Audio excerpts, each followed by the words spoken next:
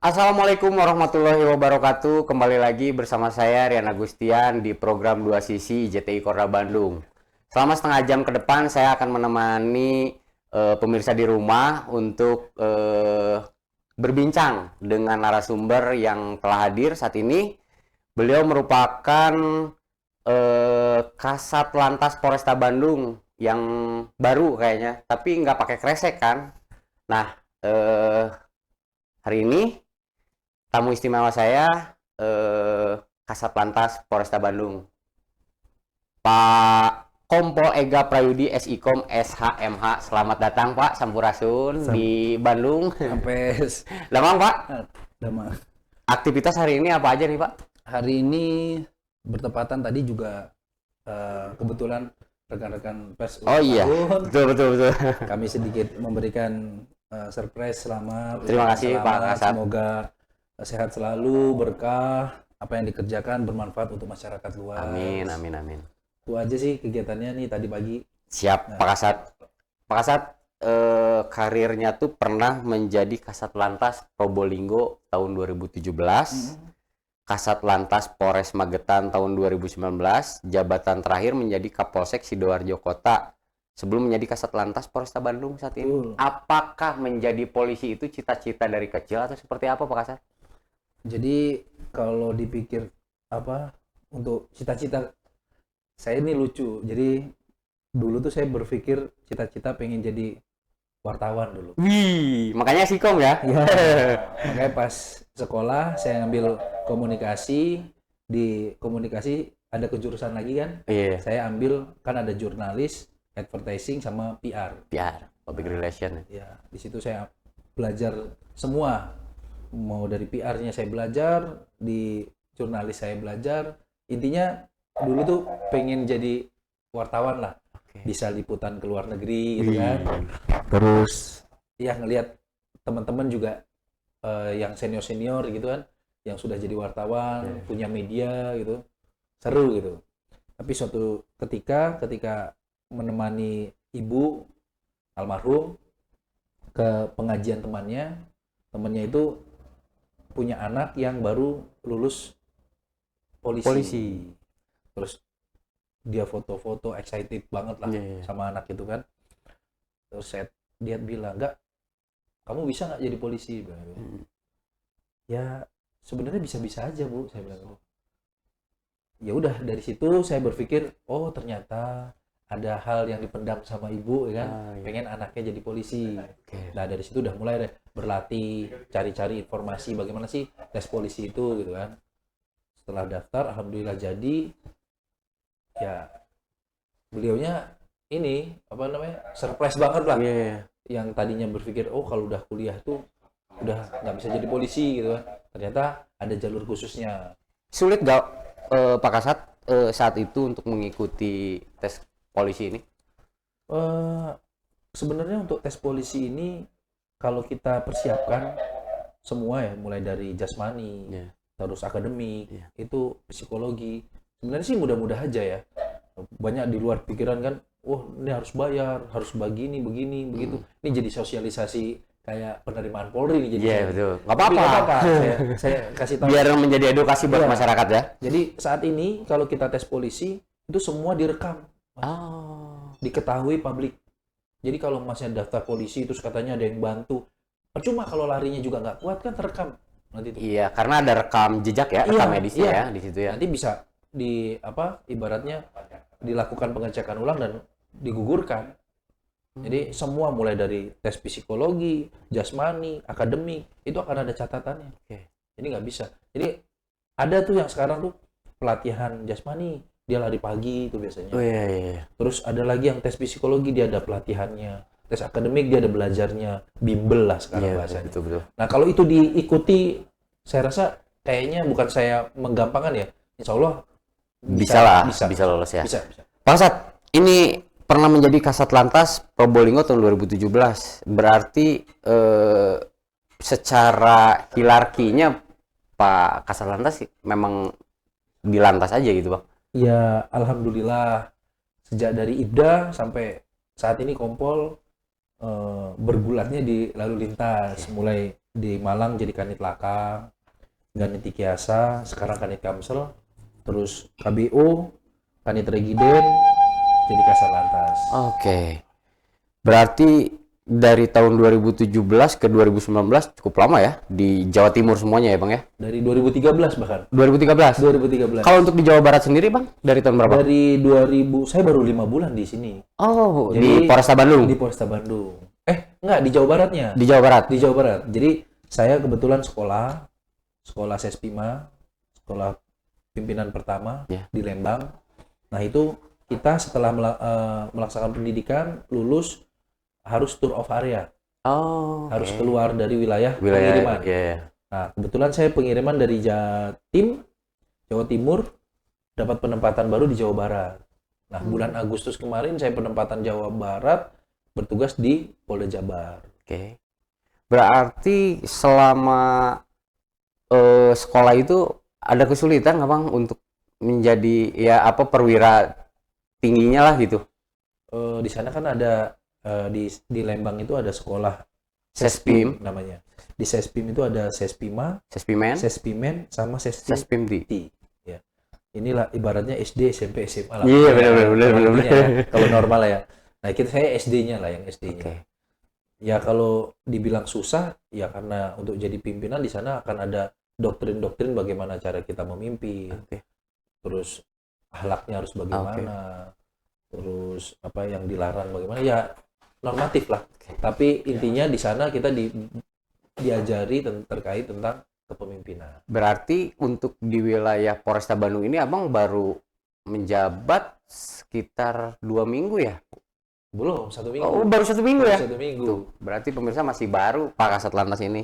Tapi yang saya mau tanyakan nih Pak Kasat, tadi udah ngebahas profil Pak Kasat Lantas ya. Operasi Keselamatan Lodaya tahun 2026. Siap. Mengapa operasi ini penting Bang untuk dilaksanakan? Jadi kemarin tuh saya sempat juga ini koordinasi sama senior-senior. Meskipun baru seminggu ya. Kita ini dulu lah, kita ngulik tentang kata-kata operasi. Iya, operasi. Operasi itu kan hal yang dilakukan khusus. Oke. Yang tadinya A menjadi B, ada perubahan lah. Sama kayak kita operasi usus buntu gitu. Iya. Kalau nggak ada perubahan, ada perbaikan, Iya. ya bukan operasi namanya. Nah, jadi selalu saya bedah dari kata-kata dulu sebelum kita menjalankan tugas, kita harus tahu dulu nih temanya apa nih. Iya. Berarti operasi keselamatan. Berarti yang dioperasi keselamatan. Keselamatan. Nah, dengan kata lain, kalau sebelum operasi di sana kecelakaannya 50, setelah operasi 20, berarti operasinya berhasil. Iya. Ya kan? Dari 50 turun ke 20. 20. Nah, itu yang dititik beratkan ke situ kalau operasi keselamatan. Jadi di mana kita berhasil atau tidak menurunkan angka kecelakaan. Kecelakaan, betul. Ya di situ kalau ininya, dan ketertiban juga sih sebenarnya. Berarti nama operasinya harus diganti ya Pak Kasat? Iya nggak apa-apa, memang Memang harus operasi. operasi. Jadi merubah sesuatu yang tadi mungkin kurang baik jadi baik, itu operasi. Tapi banyak juga masyarakat yang masih melanggar peraturan lalu lintas ya Pak Kasat. Nah ini bagaimana cara Polri untuk memberikan edukasi atau memberikan peringatan kepada masyarakat itu agar masyarakat tidak melakukan hal yang sama lagi. Misalkan ketika nggak boleh menggunakan knalpot brong, padahal si masyarakat tersebut menggunakan knalpot brong. Ini tindakan apa yang akan dilakukan oleh Satlantas Polresta Bandung nih Pak Kasat? Jadi kalau membicarakan knalpot brong bukan hanya di Polresta Bandung aja. Ya, di seluruh. Ya, jadi semenjak saya tugas di Probolinggo, di Magetan, ini jadi momok. Yang pertama karena memang berhubungan dengan anak muda. Ya, betul. Ya kan? Anak muda ini lagi ibaratnya puber-pubernya lah, lagi gengsinya lagi menggebu-gebu lah, lagi pengen pakai gitu. Padahal kalau kita sama-sama duduk, kita jelaskan baik-baik, itu sangat mengganggu juga buat ibu hamil, buat orang tua yang butuh istirahat, kan itu kan. Apalagi masuk ke gang ya Pak Kasat. Iya. Dok. Kalau mungkin kalau dia geber-geber di pantai gitu, di tengah laut gitu nggak apa-apa ya. Mungkin Enggak juga sih. Bising juga sebenarnya Oh, pakai iya. knalpot brong itu. ya jadi kalau yang perlu saya sampaikan knalpot brong ini merugikan banyak Ya. orang ya, pihak ya orang tua yang tadi saya bilang butuh istirahat, orang sakit, ibu hamil kan gitu. Jadi kalau kita sampaikan baik-baik, saya rasa sih ini ya mengertilah mereka. Tapi untuk tindakan nyatanya ketika kita sudah melaksanakan razia mendapati itu, kita akan tahan. Oke. Pak Kasat, untuk peranan masyarakat sejauh mana sih peranan masyarakat dalam operasi keselamatan lodaya ini? Seperti apa sih, Pak Kasat? Peran sertanya dari masyarakat sendiri? Sebenarnya kalau dikulik lagi, peran masyarakat sangat-sangat besar. Karena kita sering koordinasi juga sama RT, RW Ya. misalnya gitu kan, menjelaskan bahwa dampak-dampak dari pelanggaran lalu lintas itu sangat membahayakan ya. Betul. Kalau selain mengganggu, membahayakan. Kalau dulu waktu saya ngomong sama ibu-ibu di satu kampung tuh, dia bilang gini, kalau kamu kecelakaan sendiri nggak apa-apa, dia bilang gitu Ya. kan. Ugal-ugalan nabrak mati sendiri nggak apa-apa. Ibu-ibunya ngomong gitu. Ini yang bahaya kalau nabrak orang. Orang, Nah, tuh.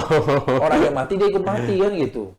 Jadi yang dirugikan bukan kita sendiri Ya. sebagai pengendara. Yang perlu dipahami, kalau kata ibu-ibu itu, ya kita sebagai corongnya ibu-ibu itu kan. Akhirnya ibu-ibu itu yang sosialisasi. Wih, nang gitu kalau di Jawa Timur kan. Kowe itu kalau kebut-kebutan jatuh nggak apa-apa sendirian. Yang merugikan itu kowe kebut-kebutan nabrak anakku. Kan yang rugi aku. Kehilangan anak. Kan? Jadi yang perlu di garis bawahi mungkin buat adik-adik yang masih suka balapan, pakai knalpot brong gitu kan.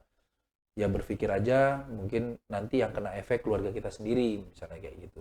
Ibu kita lagi sakit gitu kan, atau yang keserempet itu bapak atau nenek kita gitu kan, ya dibalikan ke diri sendiri sih sebenarnya. Saya melihat playernya Polresta Bandung tumpah ruah polisi di jalanan. Ya, Itu apa sih, Pak Kasat? ya jadi gini, selama ini kan identik selalu kita menggunakan aplikasi ini, komputer lah, Iya, pakai benar. gadget lah. Iya. Oke, kita nggak menutup kita tidak menutup yang namanya teknologi di pekerjaan kita nih.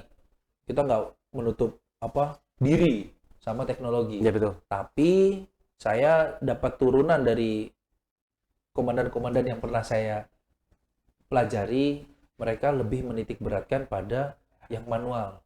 Manual tuh yang tadi saya bilang, kita nggak usah lah pakai kayak gitu-gituan. Yang masyarakat inginkan itu kita ada di lapangan, ya kan? Sekalipun macet, kita ada di sana. Saya rasa anggota masyarakat pasti, oh udah ada polisi. Oh, ada polisi. Betul ya? Betul. Ya, Betul, kan? Pak. Betul. Kalau udah macet, polisinya nggak ada, udah di gadget aja, gadget Viral. Ya, udah. Yang penting kalian di lapangan, ada di lapangan, bisa membantu itu luar biasa, ya kan? Kalaupun macet, ya mohon maaf, kita kan bukan Superman ya. Betul, Bang. Masa langsung diangkut-angkutin satu-satu gitu kan. Betul. Terbang gitu kan. Yang penting masyarakat itu kita ada di sana. Kita gatur. Hadir Polri di tengah-tengah masyarakat. Makanya saya bilang itu tumpah ruah itu artinya kita tumpah semua di lapangan. Nggak ada yang di kantor. Jadi nggak ada tuh anggota Samsat, anggota SIM. Gatur pagi-pagi. Harus wajib ke lapangan. Tumpah ruah semua di lapangan. Pagi, sore, jam sibuk itu mereka wajib di lapangan. Bang, ada sedikit nih, tapi kalau dengan masyarakat ya, apalagi dengan netizen, ditindak salah, tidak ditindak juga salah. Jadinya polisi itu serba salah, terutama yang jelek-jelek. Terus viral lah di media sosial, ini polisi kerjanya apa sih? Nah ini yang menjadi masalah nih untuk Polri sendiri. Ini apa yang akan dilakukan oleh pihak kepolisian, Bang Sat? Kalau saya menanamkan ke anggota, kalau penilaian itu kan bebas ya. Ya. Punya hak setiap Betul. Masyarakat atau manusia ya. Betul. Bahkan bukan di dunia pekerjaan aja. Perilaku pun kadang tetangga kita juga. Ya. Penilaiannya beda-beda nih. Betul. Oh, si Ega nih gimana sih? Oh, tetangga kiri beda, tetangga kanan beda. Yang perlu dilakukan, ya tekankan. Yang pertama, tidak merugikan orang lain. Pendekatan secara humanis ya, Bang ya. Betul. kalau melayani masyarakat seolah-olah yang kamu layani itu orang tua kamu sendiri atau saudara kamu sendiri. Contohnya kayak saya bilang, kalau misalnya ada yang bertanya, ada menyampaikan apa-apa, jangan sambil merokok. Iya. Misalnya lagi merokok, ada masyarakat, Pak, ada tahu jalan ini Pak, rumah sakit ini. Oh di sana gitu, kan nggak enak kan? Betul. Jadi layani sebagaimana kamu mau dilayani gitu. Iya. Taruh dulu rokoknya, Bu, mohon maaf, ada apa Bu? Oh di sana, enak kan seperti itu. Apalagi Bandung santun ya Bang ya. Betul.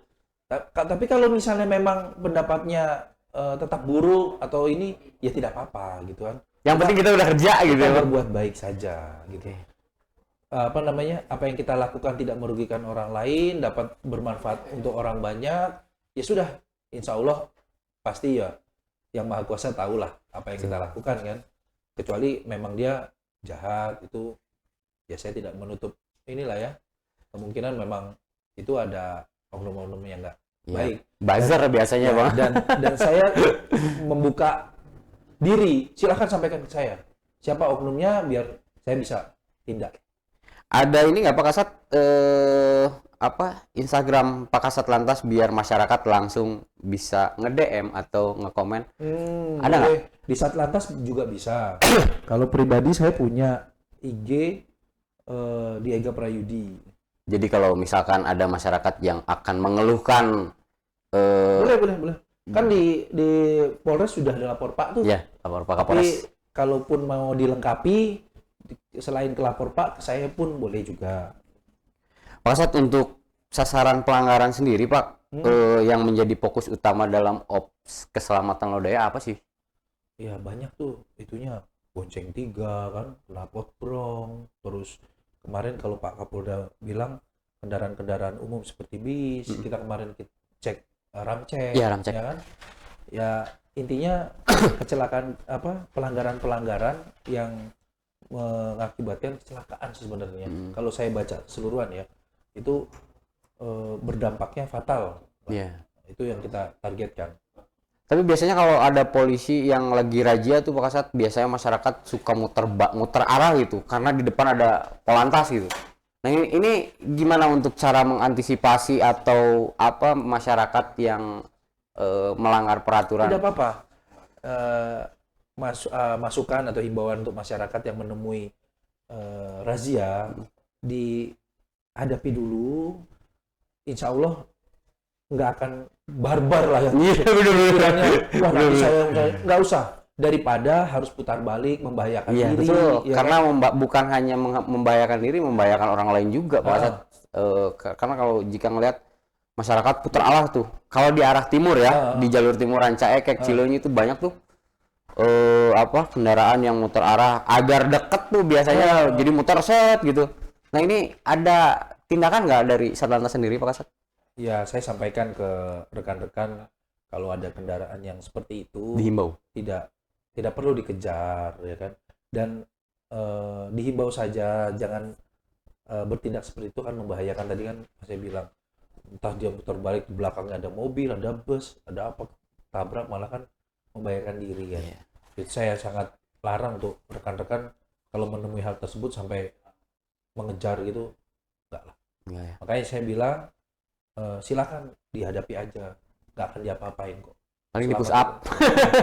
Ya saat ini sih saya pastikan itulah, nggak ada yang untuk siang hari untuk razia itu, kecuali yang ini ya, knalpot brong gitu. Iya betul. Knalpot brong itu bukan serta-merta kita, tapi ada permintaan masyarakat.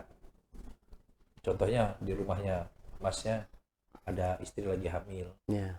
ada orang tua lagi Sakit. sakit, ada bunyi knalpot brong, dia lapor, Pak Ega itu di tempat saya, tolong dong. Terus sebagai polisi saya gimana? Ya pasti nindak lah Pak Ya, Kasat. saya mau nggak mau, suka tidak suka, saya sebagai aparatur negara ya saya akan menertibkan ya. Betul. Ya saya tangkepin ya kan. Bukan serta-merta saya nggak ada ibaratnya laporan tuh saya ngarang-ngarang sendiri. Betul. Ini pasti ada sesuatu yang tidak enak gitu kan. Jadi tidak nyaman gitu kan. Terus saya laporkan, Pak di sini ada apa ibaratnya trek-trekan. Nggak usah lah Pak, biarin aja Pak gitu. Iya. Namanya juga anak muda, masa gitu kan. Yang Iya, benar-benar. Pak Kasat, ini apa kan sebentar lagi bulan suci Ramadan nih. Biasanya kaula muda banyak yang melakukan aktivitas balapan liar. Nah, ini sudah ada langkah-langkah nggak? Ya, yang pertama pastinya kita akan sosialisasi dulu. Nggak mungkin kita langsung tindak, langsung kita razia gitu kan. Kita nanti akan sosialisasi ke sekolah-sekolah, menghimbau bahwa nanti di bulan puasa minta tolong lebih baik dialihkan ke kegiatan-kegiatan positif. Tapi kalau memang harus kita temukan balapan liar di bulan suci Ramadan, pastinya kita akan laksanakan penertiban. Harus itu Pak Kasat, Ya, karena selain mengganggu juga membuat bising juga ya. ya, Pak Kasat, ini kan udah operasi keselamatan Lodaya tahun 2026. Terakhir mungkin menjelang Ops Ketupat Lodaya. betul. Seperti apa nih kesiapan dari jalur, PJU, anggota, sama rambu-rambu lalu lintas mungkin? Sudah ada persiapan nggak? Sudah. Jadi kesiapan kita dari Satlantas Polresta Bandung untuk menghadapi operasi ketupat nanti, yang pertama kemarin kami sudah berkoordinasi dengan Ditlantas Polda Jabar. Kita cek jalur mulai dari Nagrek sampai jalur wisata. Itu kami sudah cek serta melakukan sedikit rekayasa mungkin nanti ketika nanti ada terjadi kemacetan, kita akan lakukan mungkin one way, kontraflow, dan lain-lain lah. Intinya bagaimana cara kita mengurai kemacetan nanti di operasi ketupat. Untuk alat-alat dan sarana, anggota alhamdulillah sudah siap. Pak Kasat, ada pesan terakhir mungkin untuk masyarakat agar lebih waspada atau lebih disiplin dalam berlalu lintas mungkin? Kalau dari saya pribadi, berlalu lintas itu yang tadi kita awal sampaikan ya, ketika kita berkendara itu tidak hanya merugikan diri pribadi, tapi dapat merugikan orang lain gitu. Jadi patuhilah rambu lalu lintas, beretika dalam berkendara. Beretika tuh banyak tuh. Kadang udah main nyerobot-nyerobot aja, lampu merah, ya, robot. ya. Itu membahayakan diri sendiri sebenarnya. Orang lain juga bahaya sebenarnya, ya kan? Ya, hati-hatilah dalam berkendara karena dapat merugikan diri sendiri dan orang lain. Berarti Ops Keselamatan Lodaya, Ops Ketupat 2026. Berarti apa yang diharapkan oleh Pak Kasat Lantas ini tumpah ruah Satlantas di jalan. Ya, itu wajib hukumnya itu udah. Apa sih Pak Kasat ini yang saya masih tanda tanya, tumpah ruah yang pemikirannya seperti apa nih Pak Kasat untuk masyarakat sendiri? Tumpah ruah tuh gini, maksud saya tidak ada perbedaan anggota staff, anggota lapangan. Jadi di polisi itu ada staff, ada opsional di lapangan. Nah itu nggak ada. Di zaman saya tidak ada ya kayak gitu-gitu. Tidak ada eksklusif anggota namanya. Semuanya gatur. Semua turun ke lapangan. Jangan sampai saya orang Samsat, saya di kantor biasanya, saya di SIM, saya di ruangan. Nggak ada itu. Semua di jam-jam sibuk, mau pagi dan sore, semua di lapangan. Itu makanya tumpah ruah. Wajib melayani masyarakat ketika di jam-jam sibuk. Entah itu nanti dibilang apa, yang penting kalian ada di sana bisa bermanfaat. Itu aja. Pak Kasat, sudah 30 menit nih saya bareng ngobrol, diskusi, berbincang dengan Pak Kasat Lantas. Mungkin yang terakhir ajakan penutup bagi masyarakat di wilayah hukum Polresta Bandung, Kabupaten Bandung nih. Apa nih yang akan disampaikan Pak Kasat? Untuk masyarakat Bandung, Kabupaten Bandung. Untuk masyarakat Kabupaten Bandung, pesan dari kami sebagai Kasat Lantas Polresta Bandung, patuhi rambu-rambu lalu lintas, jaga keselamatan karena dapat merugikan diri sendiri dan orang lain. Itu saja. Oke, Pak Kasat, terima kasih banyak atas waktunya sudah berbincang di program 2 Sisi JTI Korda Bandung. Sehat selalu Pak Kasat. Sehat selalu JTI. Nanti kita di bulan puasa akan membahas Ops Ketupat Ketupat. berarti ya Pak Kasat. Di jalur apa mau di sini nih? Di jalur lah. Di jalur ya? Di Oke, di berarti ruang, kita harus di bawa jalur. dibawa alatnya semuanya ke Di jalur. jalur kita. Oh, Nanti kita oke. mungkin bisa live yang tadi. Siap, boleh Pak Kasat. Kita live. Siap. Mungkin per jam yang sibuk-sibuk tuh. Siap. Pagi, sore, malam. Tapi sebelum kita ini, saya mau closing dulu ya Pak Ya Kasat. boleh. Terima kasih banyak untuk pemirsa yang sudah menyaksikan program Dua Sisi. Jangan lupa like, comment, dan subscribe. See you.